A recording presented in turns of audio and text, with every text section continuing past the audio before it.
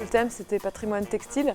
Ça faisait un moment que j'avais envie de faire de l'impression sur textile. Il y avait l'entreprise Emmanuel Lang et puis aussi le fait que ça soit au printemps. Donc j'ai eu cette idée de proposer un arbre de mai et dont j'imprimerais les rubans. C'est une tradition populaire qu'on trouve un peu dans toute l'Europe en fait, qui existe aussi, qui est hyper présente dans la zone rhénane. La nuit entre le 30 avril et le 1er mai, il y a un sapin qui est coupé, souvent le plus long. Il est ébranché presque jusqu'à la cime. On laisse un peu comme une sorte de mini sapin en haut.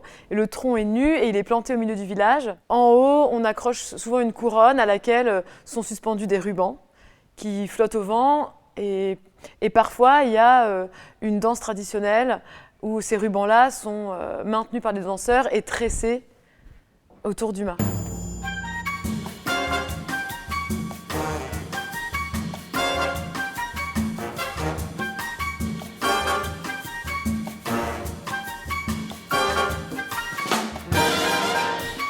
Ça fait plus de 10 ans, disons, que je fais de la gravure et que je suis intervenante aussi. Ouais, ça c'est une partie qui m'intéresse pas mal, d'être dans la pédagogie, dans la transmission, d'être dans le faire manuel pour permettre aussi peut-être de faire émerger des idées, des discussions, des échanges.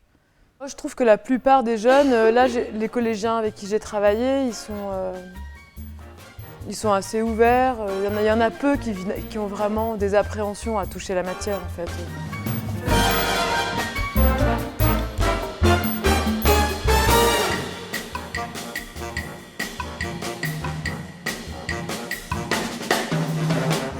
Ce qui me fait vibrer et ce qui est le plus important dans le travail d'impression, c'est la couleur. C'est tout le travail de couleur, d'impression, de surimpression et de recherche en fait de transparence et d'accidents. Il y a un moment où il y a des accidents qui se produisent et c'est là où ça devient plus intéressant. J'imprime sur ce lin-là qui est fabriqué ici, qui est 100% naturel, avec du lin qui est cultivé en Normandie, tissé chez Emmanuel Lang, et avec ces encres qui sont des encres à l'eau, avec ces motifs qui m'ont été inspirés par ce que j'ai observé ici dans mon paysage, dans l'environnement proche en fait. Et du coup, voilà, ça va se délaver et pour moi le mieux c'était de proposer une œuvre éphémère et c'est aussi le principe de l'arbre de mai en fait. Mais les rubans, c'est sûr que je pense qu'après l'été, il faudra les enlever, quoi.